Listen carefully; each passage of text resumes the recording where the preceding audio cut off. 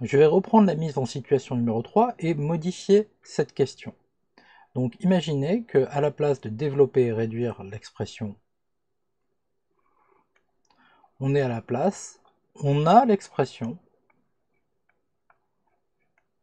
a qui est égal à 2x plus 5 facteur de 3x moins 4, et on nous demande de résoudre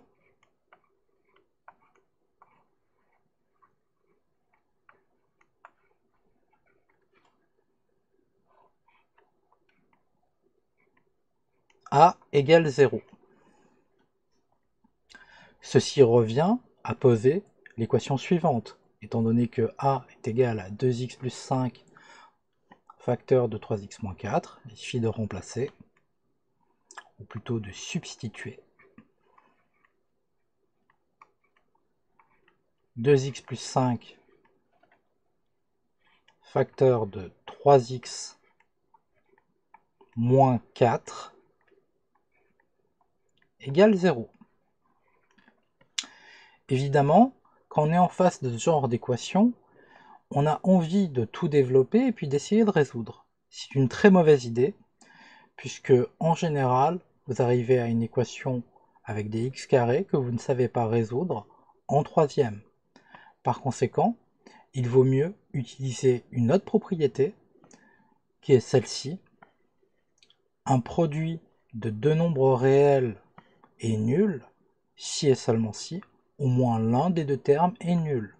Il n'y a pas besoin de le citer sur la copie. On sait que vous connaissez cette propriété uniquement si vous écrivez ceci. L'équation a égale 0 se ramène à 2x plus 5 égale 0 ou 3x moins 4 égale 0.